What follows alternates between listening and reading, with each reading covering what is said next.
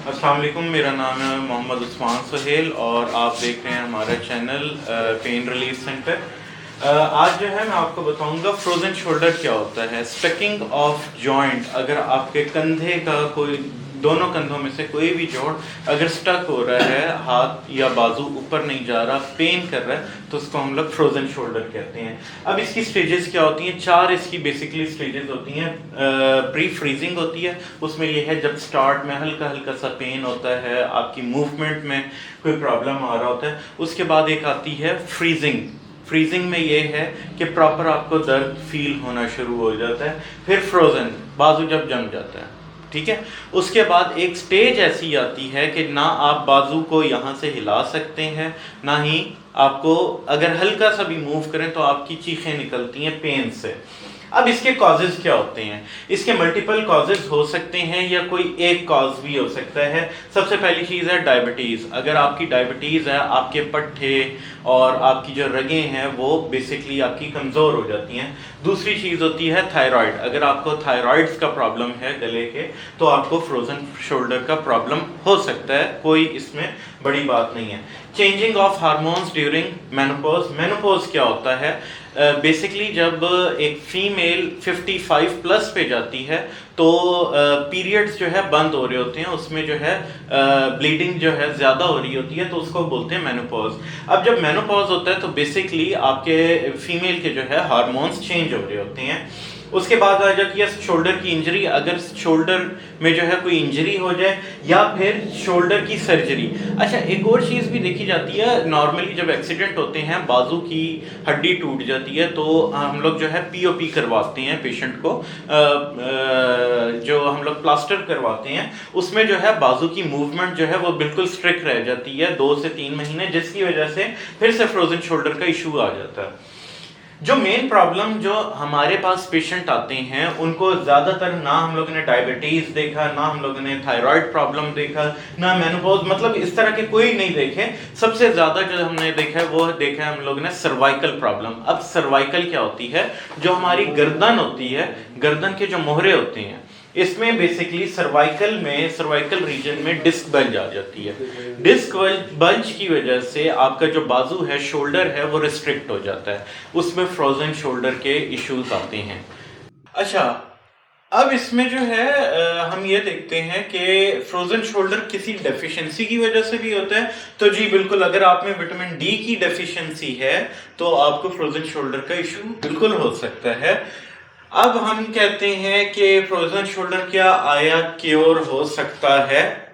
सवाल बहुत बड़ा सवाल है। तो बिल्कुल ये जो है आपको फ्रोजन शोल्डर जो है वो क्योर हो सकता है। सबसे पहली चीज एक्सरसाइजेस से। Exercises as prescribed by your doctor, जो आपका डॉक्टर प्रिस्क्राइब करे। अब उसमें होम एक्सरसाइजेस में क्या क्या आ सकती हैं? पेंडुलम स्ट्रेच आ सकती है, टॉवल स्ट्रेच आ सकती है, फिंगर वॉक आ सकती है, cross body reach, armpit stretch और इनवर्ड्स रोटेशन। ये जो है मैं अभी आगे चल के आपको बताता हूँ। अच्छा, how to reduce pain at home, क्योंकि इसमें सिवियरिटी ऑफ पेन भी हो सकती है, थोड़ा भी हो सकता है, ज्यादा भी हो सकता है। तो उसके लिए सादा सी चीज है। एक तो सबसे पहले आइसिंग करें या फिर हीटिंग करें, जो भी आपको बेहतर लगती है, जो जिससे आपको रिलीफ मिलता है, ठीक है। एक्सरसाइज करनी है, अगेन जो मैंने ऊपर लिखी हुई है, नहीं तो मैं अभी चल के आगे आपको बताऊंगा। रेगुलर एक्टिविटी आपने करनी है। रेगुलर एक्टिविटी से क्या है कि अगर आप पेन को सोच के यहाँ पे बाजू को छोड़ देते हैं तो पेन जो है वो वक्त के साथ साथ आपको राइज करता जाएगा, बढ़ता जाएगा। तो इसलिए आपने अपने बाजू को मुस्तकिल हिलाने की कोशिश करनी है, इसको रोकना नहीं है। या फिर पेन किलर्स। अब पेन किलर जो है वो नॉर्मली ये है कि आप पेन किलर आज ले लेंगे, बेहतर हो जाएगा, कल पेन किलर ले लेंगे, तो लेकिन वक्त के साथ साथ आपके मैदे का भी प्रॉब्लम शुरू हो जाएगा और पेन किलर जो है वो आपकी बॉडी को भी खराब करेंगी। अच्छा जी, अब फ्रोजन शोल्डर की जो एक्सरसाइजेस मैंने आपको कहा था, मैं आगे आपको बताऊंगा। सबसे पहले आती है पेंडुलम स्ट्रेच। पेंडुलम स्ट्रेच में हम करेंगे कुछ यूं कि हम एक ऐसे टेबल पे हाथ रखेंगे, ठीक है। टेबल पे हाथ रख के अगर आप इस तरह से खुद हिलाएंगे तो वो ठीक नहीं होगा। बेसिकली आपने हाथ को बिल्कुल ढीला छोड़ देना, खुद आपने बेंड हो जाना, हाथ को बिल्कुल ढीला छोड़ के आप बॉडी को आगे पीछे करेंगे, ठीक है।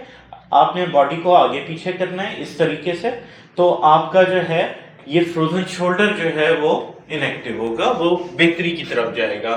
उसके बाद आ जाती है एक्सरसाइज एक टॉवल स्ट्रेच। टॉवल स्ट्रेच में आप ये करेंगे कि एक टॉवल ऐसे लेंगे, छोटा टॉवल लेंगे, ज्यादा बड़ा नहीं लेंगे।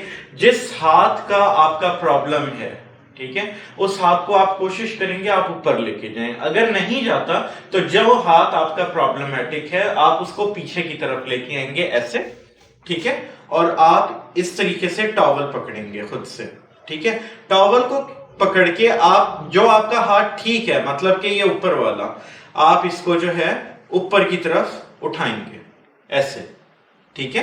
मैं आपको दोबारा बताता हूं, ये आपका हाथ जो है वो स्ट्रक हुआ है फ्रोजन शोल्डर की वजह से। आप हाथ पीछे लाके यहां से टॉवल को पकड़ेंगे और उसके बाद आप इस टॉवल को उठाएंगे, ठीक है। बहुत ही आपने आराम से करना है, बहुत ज्यादा प्रेशर नहीं देना, बहुत ज्यादा जल्दी नहीं करना। आपने इन सब को 20-20 टाइम्स करना है, 20 टाइम्स सुबह, 20 टाइम्स शाम, और इसको कम से कम आप 7 डेज करेंगे। उसके बाद आता है आपका आर्मपिट स्ट्रेच।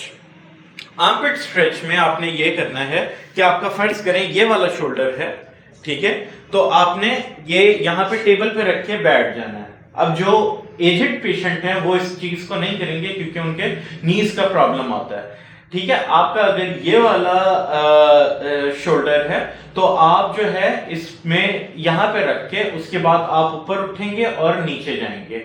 इससे नीचे जाने से आपको इसमें बेहतरी फील होगी। जो लास्ट एक्सरसाइज है जो सबसे अच्छी और आसान है, इन सबसे आसान है, वो है फिंगर वॉक।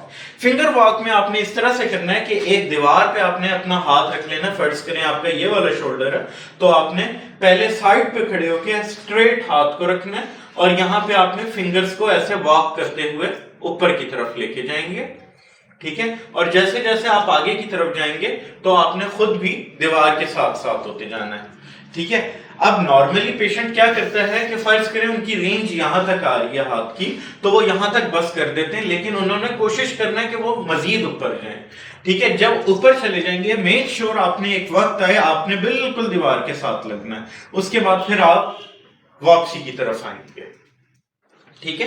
उसके बाद फिर आपने स्ट्रेट हाथ कर लेना है, स्ट्रेट हाथ रखना है और यहां से आपने ऊपर लेके जाना। आपकी 2 मोशंस होंगी इसमें, एक बिल्कुल स्ट्रेट होके, एक साइड पे होके, ठीक है। तो ये 2 एक्सरसाइज, ये जो मेन है एक्सरसाइज, इसमें आपको बहुत ज्यादा एक फर्क होगा जिसको हम लोग कहते हैं फिंगर वॉक, और नॉर्मली मैं पेशेंट को यही बताता हूं। अब हमारा सवाल ये चल रहा था कि आया ये फ्रोजन शोल्डर जो है वो क्योरेबल है, तो बिल्कुल क्योरेबल है, लेकिन इसमें फिजियोथेरेपी कहती है कि 12 से 18 महीने लगते हैं। हम अगर डेली बेसिस पे फिजियोथेरेपी करवाएं, पेशेंट को एक्सरसाइज करवाएं, तो 12 से 18 महीने में पेशेंट जो है वो क्योर हो जाएगा। अब सवाल ये है कि 12 से 18 महीने में क्या वाकई क्योर हो जाएगा? इसकी आपके पास कोई दलील नहीं है, कोई इसमें आपको गारंटी नहीं है। उसके बाद अगर हम लोग जाते हैं मेडिकेशंस पे, तो मेडिकेशन पे टेम्परेरी इफेक्ट जरूर होगा। टेम्परेरी इफेक्ट से मुराद ये है कि अगर आपको डेफिशिएंसी है विटामिन डी की तो वो डेफिशिएंसी पूरी हो जाएगी। अगर आपको पेन किलर दे रहा है डॉक्टर, तो आपकी जो पेन किलर है वो वक्ती तौर के ऊपर आपको नॉर्मल कर देगा, आपको पेन्स फील नहीं होंगे। अब अगर हमारे पास आते हैं आप, अगर ऑस्टियोपैथ के पास आते हैं आप, तो मैं आपको गारंटी के साथ कह सकता हूं कि 1, 2, हद 3 सिटिंग्स के अंदर आपका जो प्रॉब्लम है वो 100% क्योर हो जाएगा, ठीक है। अब हमारा एक सेशन जो है वो नॉर्मली 5 से 7 मिनट का होता है। इसमें हम लोग करते क्या हैं, जैसे मैंने अपनी इंट्रोडक्टरी वीडियोस में बताया कि हम लोग रगों को, जो नर्व्स होती हैं आपको, उन्हीं को डील कर रहे होते हैं। तो ऑस्टियोपैथिस्ट जो है वो नॉर्मली 1 से 2 सेशंस में 100% आपका फ्रोजन शोल्डर क्योर कर सकता है।